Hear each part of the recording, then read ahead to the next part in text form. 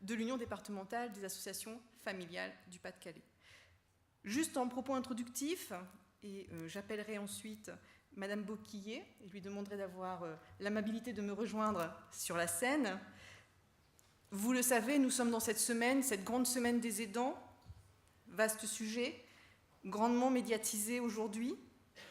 À l'heure où nous nous interrogeons sur son appellation, aidant familial, aidant proche, proche aidant, aidant naturel, à l'heure également aujourd'hui où nous nous interrogeons sur les différents champs sociaux qu'il investit, volontairement ou involontairement, il nous est apparu, nous, nécessaire aujourd'hui, en tant qu'Union nationale départementale des associations familiales, eh bien, de nous positionner, puisque, vous le savez, lorsque l'on parle de l'aidant familial, 8 millions d'aidants aujourd'hui en France, 8 millions d'aidés, voire plus.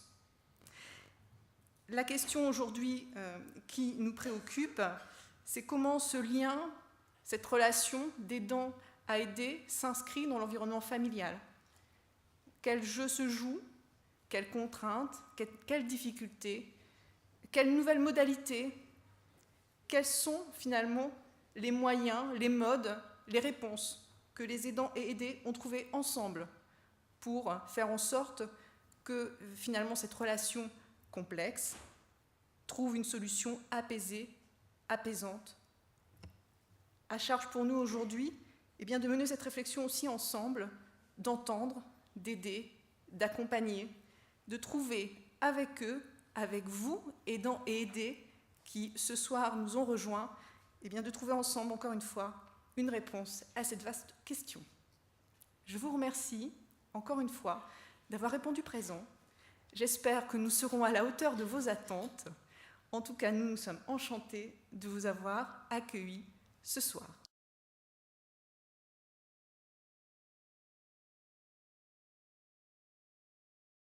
Bonsoir à toutes et à tous.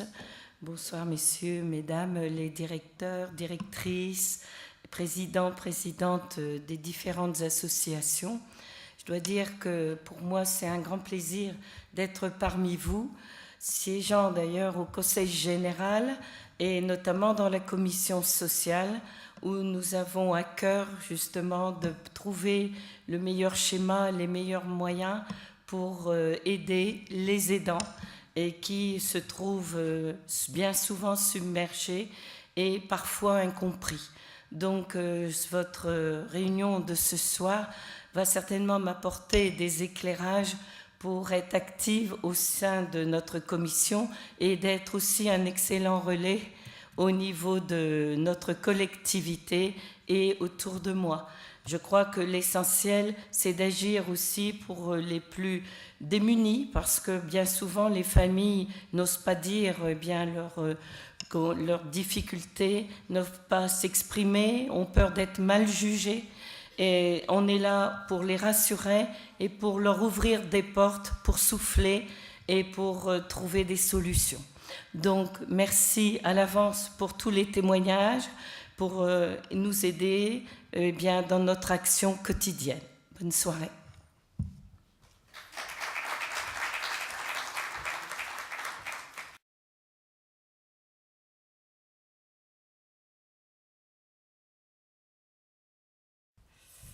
Mesdames, Messieurs, j'ai la difficile tâche aujourd'hui de représenter François Fandard, notre président, qui malheureusement, étant donné l'actualité politique sur toute la politique familiale, a été retenu à Paris aujourd'hui. Alors je sais qu'il aurait été là, il aurait commencé déjà par vous remercier, par remercier l'UDAF du Pas-de-Calais et remercier la G2R, la mondiale, d'avoir organisé ce colloque sur ce thème qui, à l'UNAF, nous est cher. Ce thème nous est cher, effectivement, à l'UNAF. Pourquoi ? Eh bien, pour plusieurs raisons. La première, c'est que pour nous, la question des aidants repose finalement la question. Prendre en compte les aidants, ça remet en question nos pratiques professionnelles. Ça remet en question la façon de penser les politiques du handicap et des personnes âgées. En effet, quand on regarde sur les dernières années au niveau de la politique sociale, on voit que les politiques sociales ont été vraiment construites avec l'idée de mettre au cœur du dispositif, on dit au cœur du dispositif, au centre du dispositif, la personne, l'usager, la personne accompagnée. C'est quelque chose qui a permis de véritablement changer les pratiques, quelque chose qui a été fort au niveau des pratiques professionnelles, mais en même temps, il y a eu un revers. Finalement, c'est celui d'oublier la famille, c'est celui d'oublier l'environnement de l'usager, l'environnement de la personne aidée. Or, on sait que quand le handicap arrive, quand la maladie arrive, ce n'est pas uniquement la personne qui est touchée, c'est finalement toute sa famille qui est touchée. Et finalement, quand on pense de façon globale, ça permet de repenser les choses de façon vraiment globale. Et c'est pour ça qu'à l'UNAF, voilà, c'est un sujet qui nous tient à cœur. Alors, il ne passe pas. Décidément, j'ai des... Alors, allez, on peut faire sans aussi, hein, mais... On va essayer de faire avec, regardez. C'est bon ? Voilà. Alors, au niveau de l'UNAF, ça fait déjà une bonne dizaine d'années que nous sommes investis sur la question des aidants familiaux. Nous sommes investis via un collectif, le SIAF, collectif interassociatif d'aide aux aidants familiaux. Et cette année 2014, on fête les 10 ans du SIAF. Alors, le SIAF, c'est un collectif de 10 associations, des associations de familles, aussi bien du secteur du handicap que du secteur des personnes âgées, qui se sont réunies avec l'idée de faire reconnaître les aidants familiaux. Alors, ça fait... donc, on défend quelques principes, vraiment 3 principes particulièrement... voilà, on a 3 principes forts qu'on défend au niveau du SIAF. Le premier, c'est celui de l'universalité. Alors, l'universalité, c'est quelque chose de cher à l'UNAF, mais au sein du SIAF aussi. L'universalité, c'est-à-dire qu'on souhaite poser la question des aidants de façon transversale et pour tous les aidants. Que les aidants soient des aidants de personnes âgées, que les aidants soient des aidants de personnes handicapées, de personnes en fin de vie. Voilà, on souhaite vraiment prendre en compte tous les aidants. On sait que sur les politiques du handicap et des personnes âgées, il y a cette barrière de l'âge, cette barrière des 60 ans qui est parfois mal comprise. On souhaite justement changer, on souhaite avoir une vision transversale des choses, une vision... D'ailleurs, on va créer les maisons départementales de l'autonomie, cette vision transversale. Pour nous, c'est quelque chose d'important pour les politiques handicap et vieillissement, mais aussi pour les aidants. Voilà, donc ça, c'est déjà le premier principe, universalité. Deuxième principe, c'est la complémentarité. Complémentarité entre la solidarité familiale et la solidarité nationale. En effet, pour nous, c'est important que... Alors, on sait que les pouvoirs publics, souvent, se disent « Tiens, c'est très bien, il y a une solidarité nationale, c'est parfait, on n'a plus rien à faire. » Oh non, non, ce n'est pas du tout ce qu'on dit. Au contraire, c'est dans la complémentarité que les choses se construisent. Et donc, c'est pour nous quelque chose d'important. Troisième principe, c'est la dimension éminemment familiale de l'aide. En effet, on sait que dans les aidants, il y a 80% des aidants qui sont issus de la famille. Donc de la famille proche. Donc si on compte en plus la famille éloignée, on est à plus de 80%. Donc c'est quand même quelque chose de fort. Et j'y reviendrai parce que cette dimension familiale, on a dû la défendre, d'ailleurs récemment, dans le cadre du projet de loi vieillissement. Mais je vous en dirai quelques mots juste après. Donc voilà, 3 principes que nous cherchons à défendre. Et c'est vrai, donc là, ça fait une dizaine d'années qu'on les défend. Et c'est vrai, et on voit que les choses évoluent. On voit que les choses changent. Alors, on n'est pas les seuls, hein, on est plein d'acteurs à défendre cette question des aidants, et on voit que les pouvoirs publics avancent, que des droits à la retraite, droit à la formation, droit au dédommagement, plein de choses se mettent en place, donc on va dans le bon sens, et on y contribue. Voilà. Alors, c'est comme ça, voilà, c'est ça. Alors, au niveau de l'UNAF, ces dernières années, on a traité un thème un peu particulier, c'est celui de la conciliation vie familiale et vie professionnelle. Alors pourquoi ce thème ? Eh bien parce que sur les 8 millions d'aidants, il y en a la moitié qui exercent une activité professionnelle. Donc la moitié qui cumule donc une activité professionnelle et qui, à la maison, aide une personne âgée, handicapée ou vieillissante, enfin voilà, quelqu'un. Donc pour travailler ce thème, nous nous sommes rapprochés de l'ORS, qui est l'Observatoire de la responsabilité sociétale des entreprises, qui est donc le partenaire privilégié des syndicats, des grosses entreprises. Et nous avons donc mutualisé nos compétences pour traiter de ce thème de la conciliation vie familiale et vie professionnelle pour les aidants. Nous avons l'année dernière organisé une conférence que nous avions intitulée « Et si la conciliation vie familiale, vie professionnelle nous concernait tous ?» avec l'idée qu'il n'y a pas que dans le cadre de la petite enfance que la question de la conciliation doit se poser. Au contraire, il y a bien d'autres situations familiales, et notamment celle d'aider un proche en situation de handicap ou vieillissant. Et donc après ce colloque, nous avons déjà identifié les acteurs, nous avons identifié des entreprises qui menaient des choses intéressantes. Et nous sommes dit, ce qui serait nécessaire de mettre en place, c'est un guide de bonne pratique. Et c'est ce que nous avons fait, et nous avons sorti donc lundi pour la Journée nationale des aidants le premier guide donc à destination des entreprises sur leurs salariés aidants.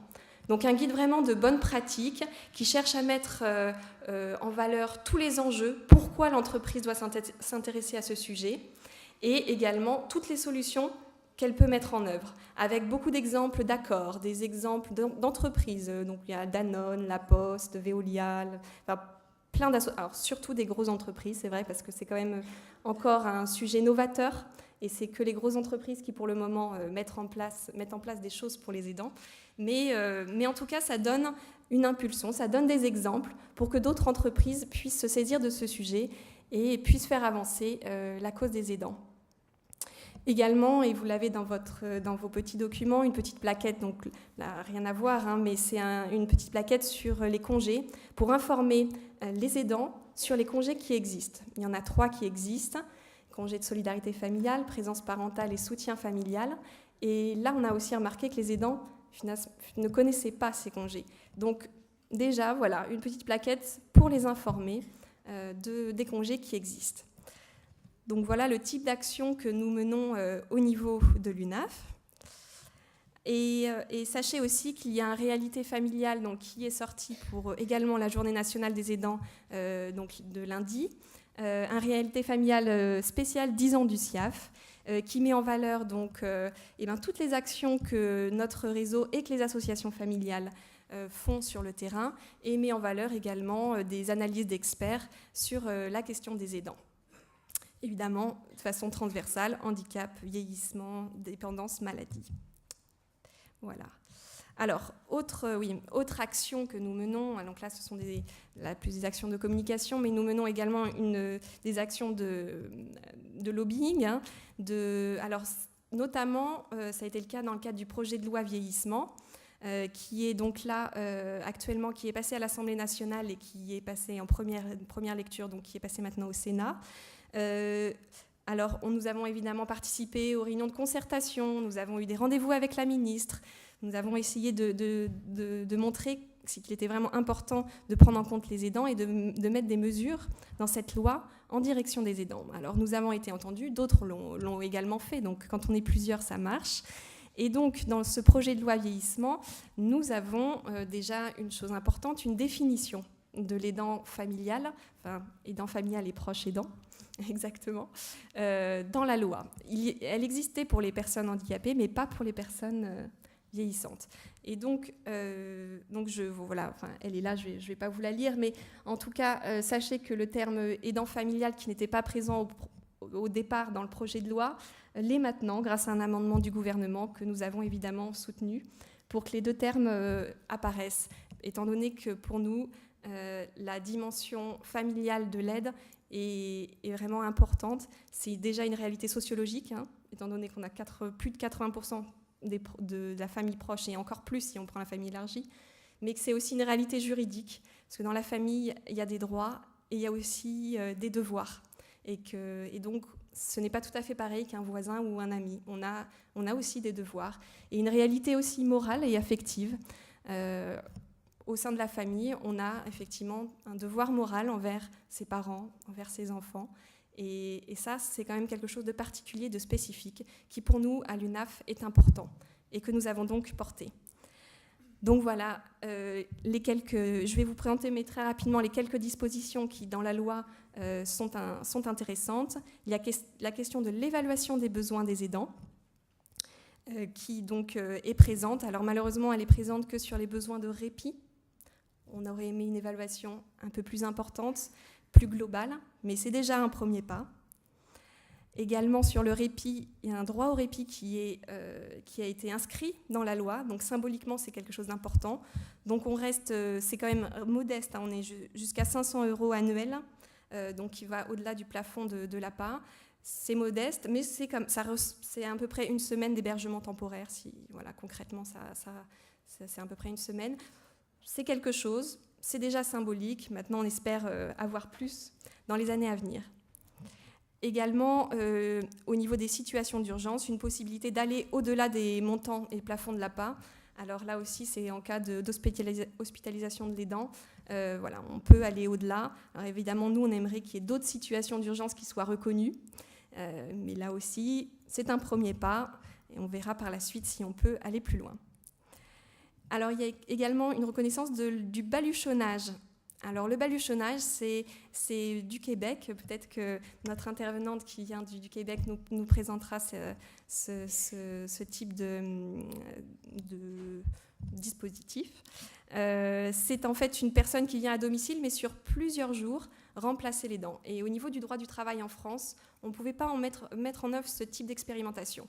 Et la loi va permettre de mettre en œuvre cette expérimentation. Et c'est quelque chose qui est vraiment demandé par les aidants.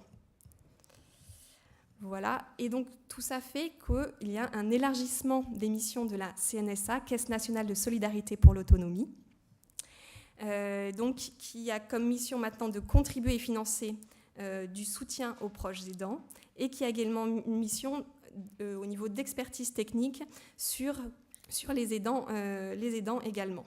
Donc pour nous, c'est une véritable avancée.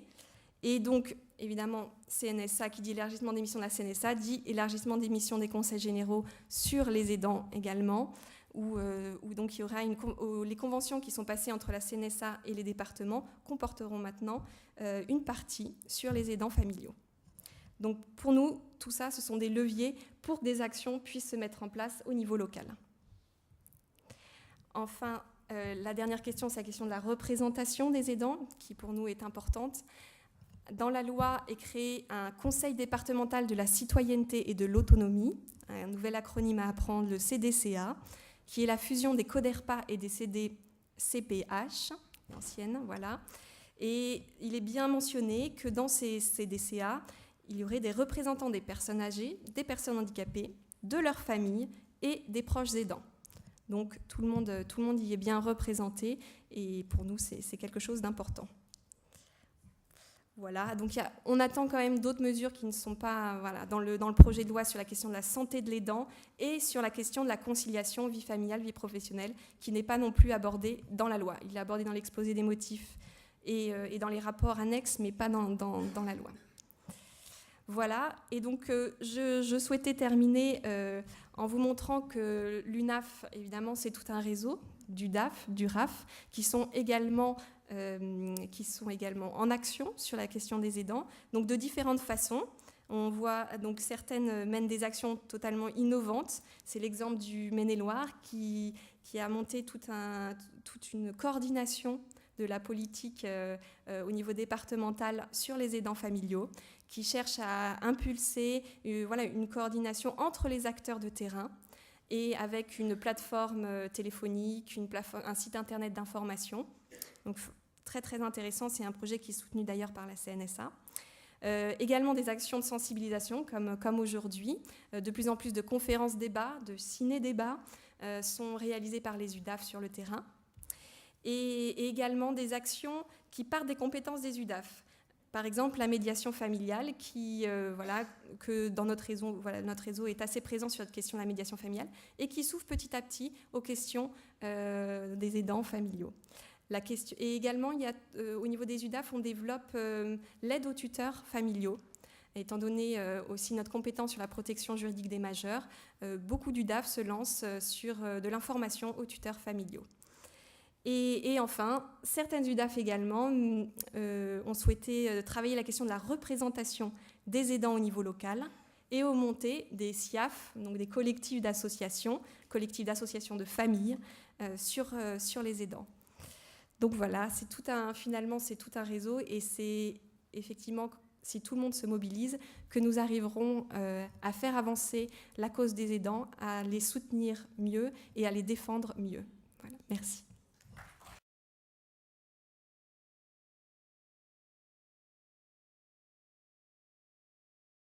Écoutez, bonjour à tous, mesdames et messieurs.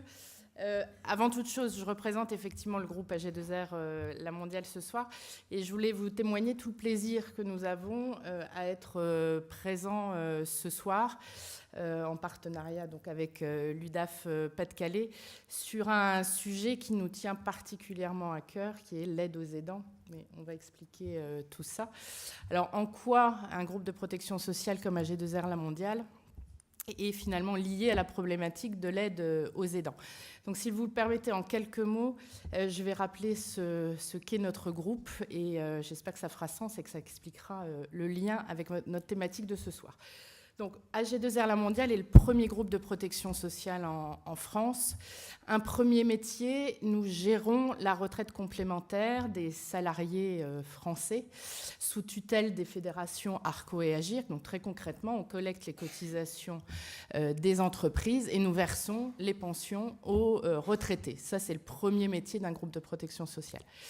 Le deuxième métier, qui a grandi, donc là, création des groupes de protection sociale, un peu après l'UNAF, j'ai vu que l'UNAF c'était 45, les groupes de protection sociale c'est dans les années 50. Donc après ce premier métier, très vite est venu le métier de l'assurance. Donc nous assurons la personne, alors nous avons un partenaire dans la salle et ami qui s'appelle la